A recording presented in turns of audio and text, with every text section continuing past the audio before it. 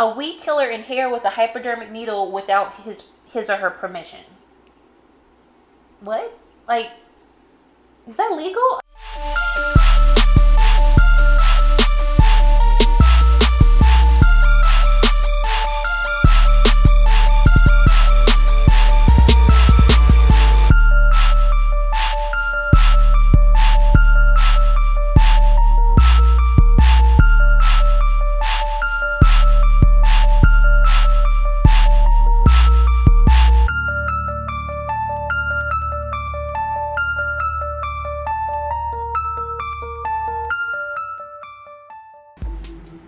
Hi guys, I'm Tony and I am the Bored Housewife. Welcome or welcome back to my channel.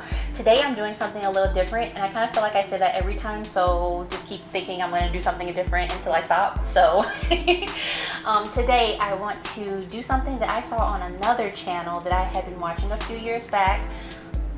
I won't say a few years, it was more like a year back. I don't know the full name. It's IAMTRAEH, I think. If you've never seen her, I'll go ahead and link her page below. Go ahead and check her out. She does natural hair horror stories along with daily vlogs and stuff with her family and stuff like that. But what has led her to be so successful on YouTube has been her natural hair horror stories, which led me to think, you know, because she does natural hair horror stories and occasionally relaxed hair horror stories, there's probably horror stories out there about locks. So this being my channel and the purpose of it, to explore the amazing, wonderful journey of my locks, I thought, why not go ahead and possibly start a section with natural hair horror stories, the lock edition. So today we're gonna go into a story that was posted online, and I will post that link down below, so if you would like to go ahead and pull that up to read along, feel free. I will also attempt to have it on the screen somewhere. I can't make any promises. I don't edit my videos. I've told you guys this. I'm not very good at it. I will learn. Don't judge me. Anyway, when she was starting out, she would go through and find these natural hair horror stories online, and as her following became large enough, she allowed people to send in their natural hair horror stories directly to her, and she chose which ones that she was going to put on air.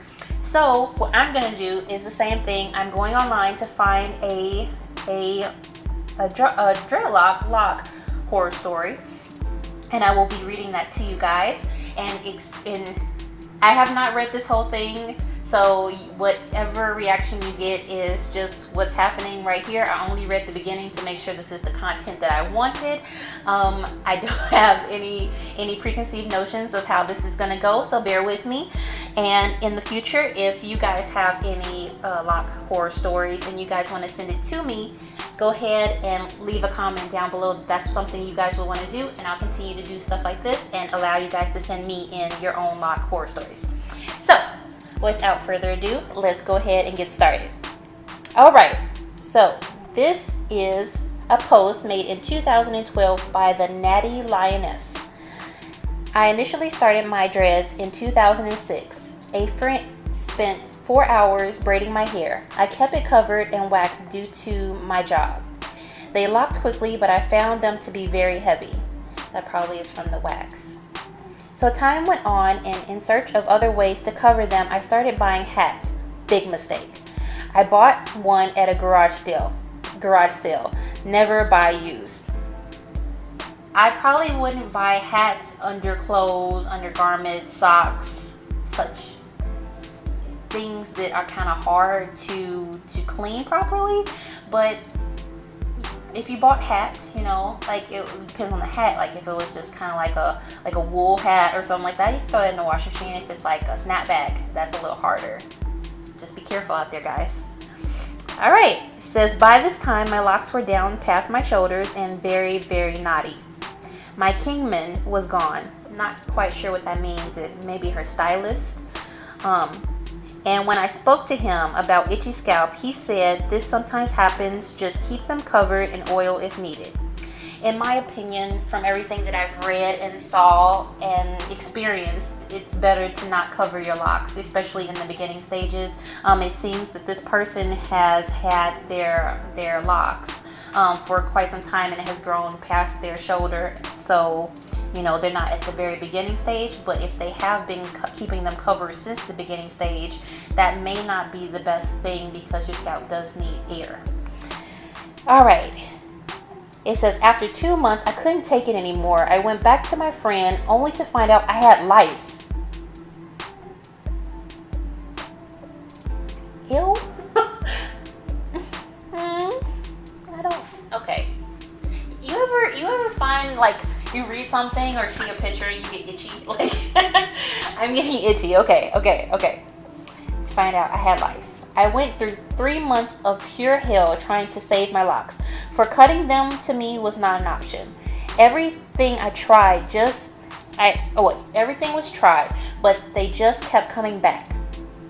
After researching, I found that they were probably laying eggs inside my dreads that couldn't be gotten to with regular treatments, so they kept rehatching. I couldn't imagine, guys. Like, first of all, when I first started my locks, I suffer from dry scalp, just dry scalp, not dandruff.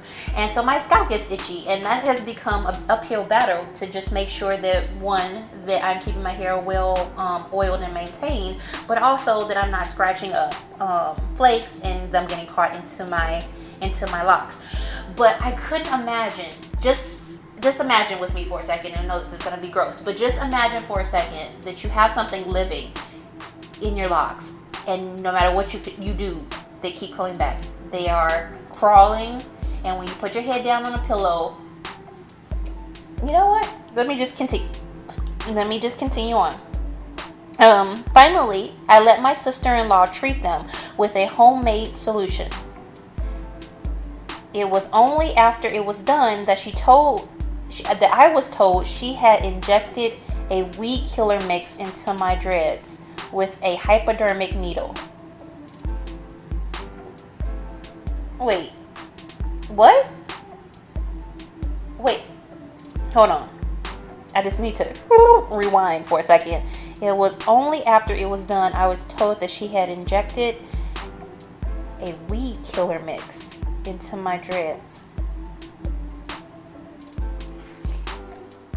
You know, in my research, I noticed that a lot of people, mainly for spiritual reasons, don't like people to touch their hair, don't like them touching it because they feel that a person's energy can transfer to the hair, or bad intent maybe. I'm not sure. I don't necessarily believe that. I mean, I would like somebody who has a positive attitude working on my hair, but that's more of customer service and for the sake of me feeling comfortable, versus me believing that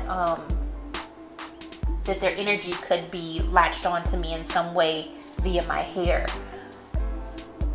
But I don't care if it's family, a friend, a stranger, a professional or unprofessional.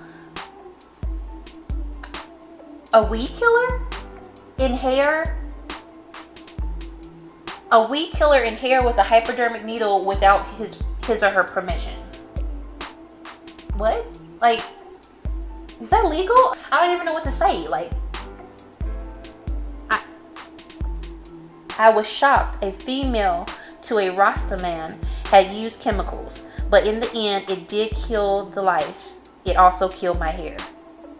I couldn't imagine it not killing your hair. And if you come across this at some point in your life, I am so very sorry for the experience that you had and your locks, because I would have been so mad. I would have been ready to fight, and I don't fight. Like, I'm not that type of girl, but I would have been ready to fight, because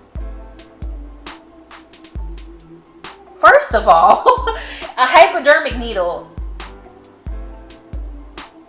and we killed on my scalp within my once again I'm itchy. Okay, anyway, you know what, I'm okay. Slowly they started falling out because they became dry and brittle and nothing helped them. like a weed, killed it like a weed. But still, I fought to keep them. When my king returned home, I'm not sure what this means. Is this a I think this is a female talking. I'm not sure. My king returned home in 2008. He started treating them, and with his help, they stopped falling out but couldn't be healed. Life went on, and so did I, just keeping them covered all the time, but I noticed no new hair was coming in. It was like a dead garden with nothing new growing. I went back to SHREW and got my associate's degree. I went back to school. I went back to school and got my associate's degree in accounting. My counselor point blank told me, "You'll never get a job in your field with your hair looking like that. No one will take you seriously." There are many ways to wear your locks professionally. I wonder if this person was talking about it in the damaged state or under whatever this person was trying to keep their hair under. Like, are we talking a wig, a hat, protective styles? The writer doesn't clarify, but I don't feel like a guidance counselor should be saying stuff like that. My kingman told me to ignore her and sue me. This person, grammar, I don't know what's happening here. Dream has several failed interviews. After several few failed interviews, I cut my hair in August of 2010. I let my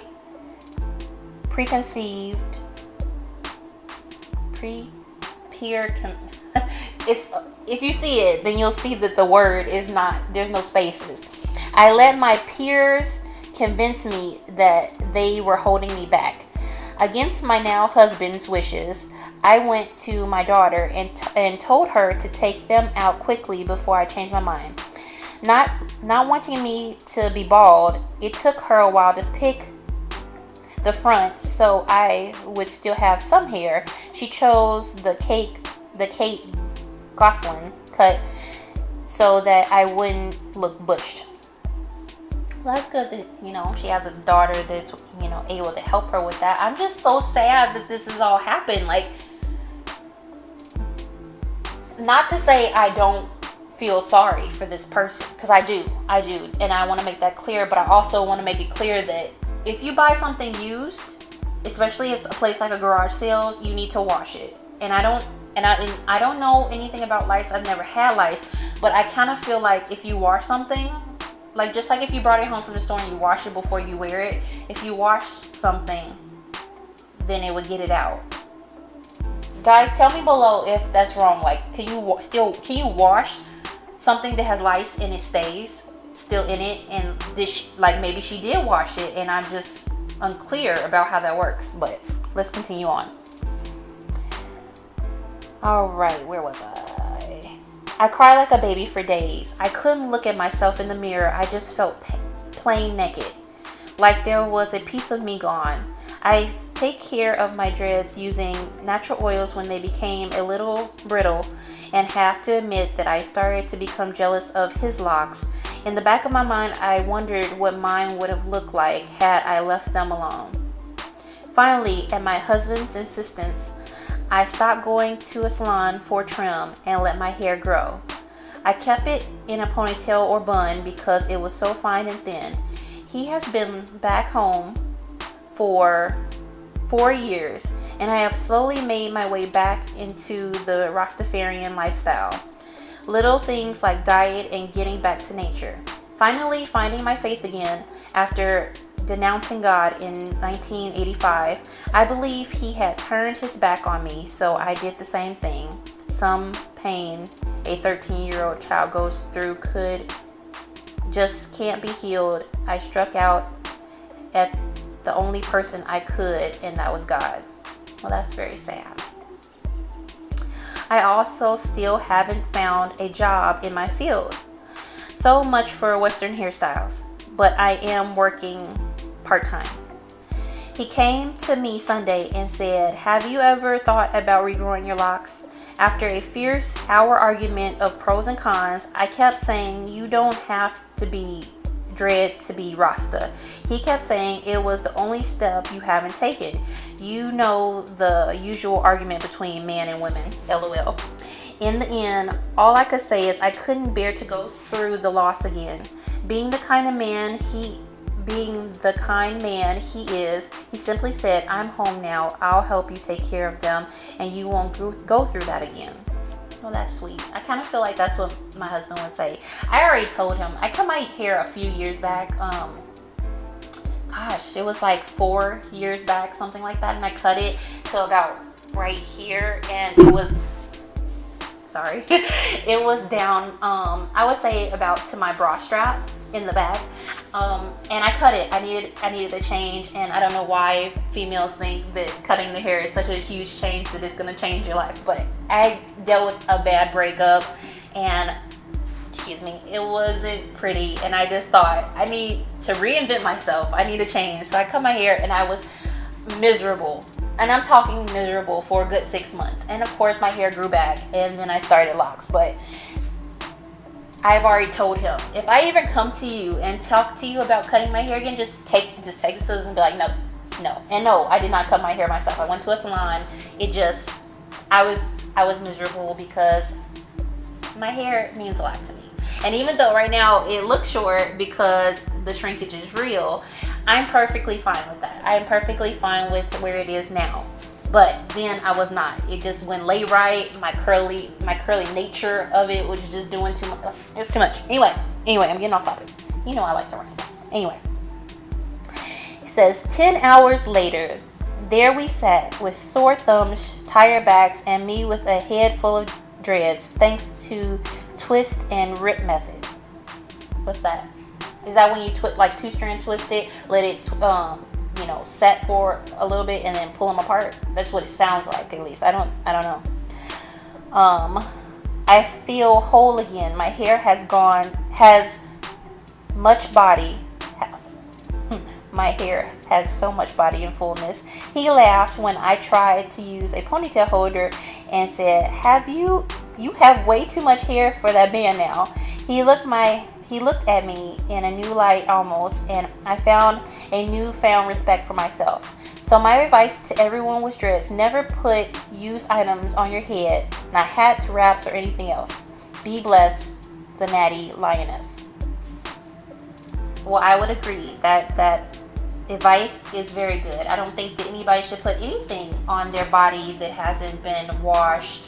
And I don't think anything that's that personal, to you, that's directly on your skin.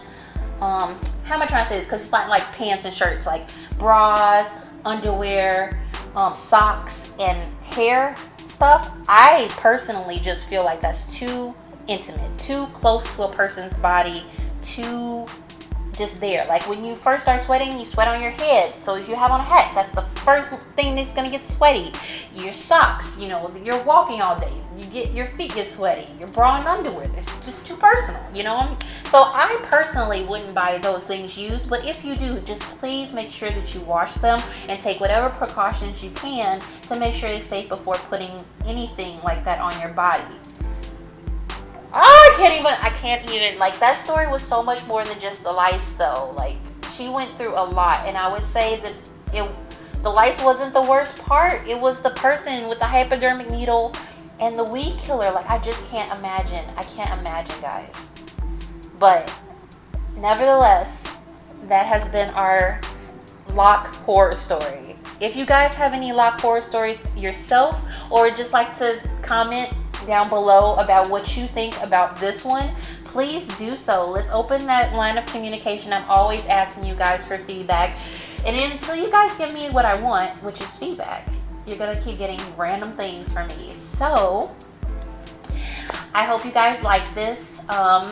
Make sure to push the subscribe button, the bell icon, follow me on social medias. All of that will be in the description box down below, and check out my other videos. I really appreciate you guys. Thank you, and have a great day. Bye.